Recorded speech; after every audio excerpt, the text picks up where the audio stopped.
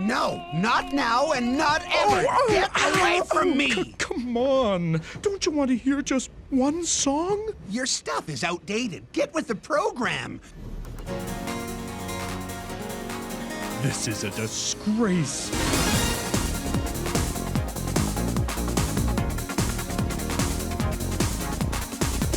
Contrary to what the content on my channel may lead you to believe, I'm not a very big fan of anime at all. I do have a few series that I hold near and dear to my heart and make sure to rewatch at least once a year, but when it comes to anime in general, well, I'm kind of a gigantic casual. The only time I ever really give anime I've never seen before a chance is if there's a game or manga I really enjoyed and it just so happens to have an anime adaptation. And that just so happens to be the case with today's subject, Gregory Horror Show, a cartoonish survival horror that deals with a guest who becomes trapped in a hotel with all sorts of monsters. I've talked about it at length in the past, but I didn't really talk about the 1999 anime it was inspired by. Yeah, technically the anime came first, so the video game was an adaptation, but it's close enough. Now, I'm certain one of two things are gonna stand out to you about this anime. Either the fact that it's mostly first person, or that it's all done with CGI. For the latter, Milky Cartoon had to animate it this way if they wanted to stay faithful to creator Naomi Iwata's cubic art style. It's been a staple of his since his children's picture book series Pecola. This also had an anime of its own that aired in the West. And here's a fun fact, a young Michael Cera voiced the character Robbie Rabbit in the English dub. I don't know who that fact is fun for, but if you ever find yourself in a conversation with someone about Pecola, well, there you go. As far as I know, Gregory Horror Show never actually aired in the West at all, but it did receive a fantastic dub by the Canadian voice acting company Ocean Productions, the same production company that gave us this wonderful scene from Dragon Ball Z. If you were a dog, I'd scratch your belly. If you were a cat, I'd give you warm milk until you started to purr. But since you're neither of these, I'll just say thanks for a job well done. But to be more specific, Gregory Horror Show was actually dubbed by their budget team Blue Water Studios, who worked on all your favorites like the 1999 Hunter x Hunter and Crimson Tears for the PS2. Distribution, meanwhile, was handled by the now defunct Geneon Entertainment, who released most of the show on DVD. For a bit more context on what this story is all about, the game begins with you stumbling upon a hotel named Gregory House after losing your memory and being lost in a forest. The hotel's creepy owner, Gregory, then invites you inside and you decide to stay for the night. But in your dreams, Death tells you you'll have to collect the souls of everyone staying in the hotel if you ever want to escape. The game is more or less a retelling of the first two seasons with a few changes to the story to make the game actually feel like a game, but most of the elements are still there. The only major difference is the unnamed guest isn't tasked with collecting souls to escape in the show. This show also has 4 series total, the first 2 of which follow a male and female guest respectively. The third one follows Gregory on a train, and the fourth one follows Catherine, a sexy lizard nurse with a penchant for drawing blood. And because these seasons aren't really linked to each other, I'm gonna talk about each of them separately, except for the first 2 we're gonna start with, Gregory Horror Show and Gregory Horror Show, The Second Guest. Each episode lasts about 2.5 minutes max, and the majority of them deal with our guest exploring the hotel and meeting other guests. These guys are the real reason why you watch. Each one of them has a gimmick that really puts the horror in the title of the show. Some of them, like Catherine and the chef, are your more typical slasher type of villains who straight up want to kill the guest, but with the added quirks of literal bloodlust and being a living candle that you can stop by extinguishing its fire. There's also the friendly characters like Mummy Dog and his father who suffer from splitting headaches for some unknown reason. I don't know why, but that goopy blood really grosses me out. And believe it or not, this show even has its fair share of existential characters like Judgment Boy, who asks the guests a would you rather that determines your true character. What's really weird about him is there's not just one Judgment Boy, there's a whole society of them, and this one is even gold. For me, the most interesting character of them all has to be Gregory himself though. He seems to know more about the guest than he lets on, and most episodes end with him stating a lesson or offering a philosophical idea for your consideration. It can range from free will to moral relativism. I wouldn't call Gregory malicious either, but he's not exactly a good guy to the guests. For some reason, he wants them to stay inside the hotel, which you can think of as purgatory. Think of Gregory as the ferryman guiding wandering souls on the river Styx, or Steve Buscemi in that one episode of The Sopranos. But it's not as much a purgatory that exists between the living and the dead as much as it is a mental limbo that serves as a refuge for anyone who's given up.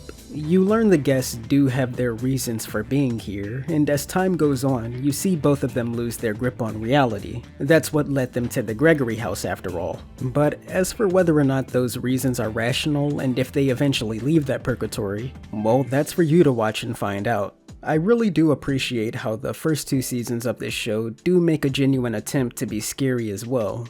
I mean, it's not, cause look at it, but this show actually does put effort into building the atmosphere, with loads of scenes of the guests just observing everything around them, taking in their environment. And most of the time you notice someone's been watching the guest as well. It's not done as them jump scaring the guest. It's more so the guest peeking over their shoulder after hearing something, and it's like, dude, were you there the entire time? Get away from me. It's a very encompassing show in that regard, and I appreciate that. That all changes when we get to the last train though. For some reason, this season abandons the hotel and takes place on a train. And since this season is focused mostly on Gregory, I just want to take a moment to say I love his voice, by the way. His voice actor, Dave Pettit, manages to pull off a conniving but clever kind of voice that suits Gregory so well. Don't worry, kind sir. I have this man's ticket. Oh no, don't thank me now. You'll just owe me a favor. He's also voiced characters like Sigma in Mega Man X8 and Master Asia in Gundam as well. One of these days I'm gonna build the courage to get into Gundam. There's just so much goddamn Gundam. Instead of being introduced to new characters each episode like before, we actually see more of how Gregory interacts with the ones we've already been acquainted with. We also see he has a bit more of a temper than in the first 2 seasons, but again, I wouldn't exactly call him evil. There is something to be said for half the characters he interacts with dying though. And as I was saying before, this season also replaces the show's mostly first-person perspective for an entirely third-person one as well. They were more focused on being funny than frightening this time around, and while I'm not really the biggest fan of this tonal shift, you shouldn't discount this season immediately, because it's still pretty enjoyable in its own way. A large benefit of this season being entirely third person and taking place on a train is we get to see more of the world of Gregory Horror Show. Because the first 2 seasons follow the guests who stumble upon Gregory House, you're led to believe that the entire world is just this imaginary hotel and the forest outside of it. You might have got some glimpses of their past lives pre-Gregory, but for the most part, this hotel was it. But because there actually is more to this Silent Hill-esque world and we're not seeing it through the eyes of someone losing their grip on reality, it makes you wonder what's real and what's not. Okay, here's a tiny little spoiler that reveals everything about this season in the 2 preceding it. Skip to the next chapter if you don't want to hear it. The last episode of this season reveals the train is just a model that belongs to Gregory, and the entire ride we just watched was actually part of Gregory's imagination all along, meaning this show pulled an Inception before it was cool. And I think this season becomes a really interesting read into Gregory after learning that. Like I said, you see he's not as cruel a guy as the first 2 seasons would have you think. He has his own desire to leave the hotel, hence him deciding to name the train Ambition, but he's tied down to it by Mama Gregory. She's part of the first 2 seasons as well, and she's the closest thing we have to a main antagonist. It's Mama who's the evil one that forces Gregory to do her dirty work and keep the guests at the hotel so she can steal their souls, which give her eternal life. And Gregory does comply, but he seems really apathetic to the whole soul stealing thing. He's more interested in getting the guests to think about why they ended up at Gregory House in the first place. It doesn't redeem what he does to the guests, keeping them trapped in the hotel, but you do start to feel for the guy. I also think that this is a show that's open to a lot of interpretation, so if you've seen it before and have a different read on things, let me know. I like this show a lot, so I'm interested to read what other people think this season means.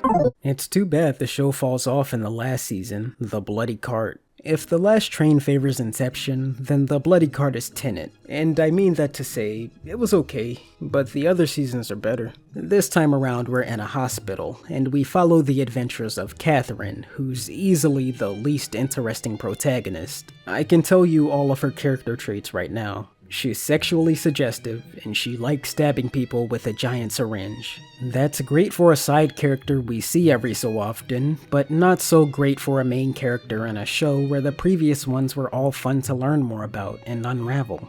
Gregory is still here though. He's sick for some reason, so he's just hanging around bothering Catherine, watching her kill patients, sexually assaulting the nurses. Greg. Again, they got rid of the show's horror for more comedy, and I'll admit this season did get me to chuckle a few times as well, but overall, The Bloody Cart just wasn't as fun to watch as the previous seasons were. This is entirely speculation, but I'm guessing because it's the show's final and shortest season, clocking in at only 12 episodes compared to the normal 25, they wanted to do something a bit different. It didn't land for me, but I suppose I can appreciate the effort. I actually do like the anthology sort of approach that this show takes towards its seasons. It's just a shame we follow Catherine instead of one of the interesting guests like Cactus Gunman and his sister, or Neko Zombie. This guy is a complete anomaly. He wants to help the guests, but he doesn't want to escape himself. I would have liked to learn more about him, or at least see what he goes through daily in the Gregory house. And I would say it's a shame Gregory Horror Show ended this way, but this doesn't actually spell the end for Gregory Horror Show. Far from it actually. On the Japanese DVD volumes of Gregory Horror Show, they added some bonus content known as the Gregory Gallery Tour, and in it, Gregory would show the guest around the hotel while also giving the player information about everyone that inhabits it. It's a wonderful little bit of extra media where you get to learn more about your favorite characters. It also bumps the eeriness back up. The first-person perspective is back, along with scenes where they just let the viewer take the atmosphere in. But then they do something like this.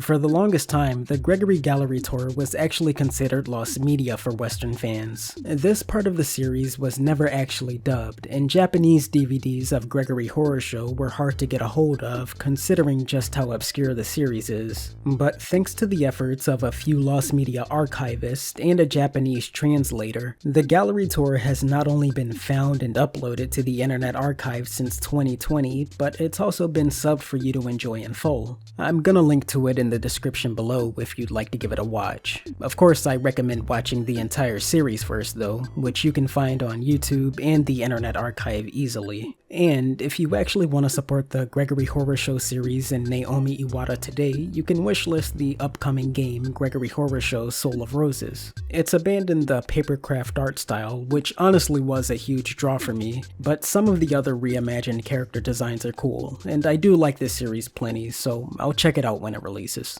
Also, because I'll probably never make a video on Gregory Horror Show again, there's one more thing I want to talk about before closing, and that's the manga, Gregory Horror Show Another World. A unique take on the series that was also released in Japan only in 2007. Thankfully, this has also been scanned and translated and archived for your viewing pleasure. It follows a freeder named Toru who needs a place to live, and he finds the only place within his price range is the Gregory house. Right off the bat, it questions everything you know about Gregory Horror Show because it's an actual place now. Like, he found it through a realtor who seems to know the innkeeper is a mouse, and no one seems to care. Really interesting. My favorite thing about this manga is definitely the art. Much as the anime was experimental by being first person, I think this manga gets pretty ambitious as well with its perspectives and framing. It can be kind of confusing to read at times though. But yeah, this is worth a read as well if you can find it online. It doesn't take too long to get through, at only 11 chapters, and it's not directly connected to the anime, so it's pretty easy to pick up and get into.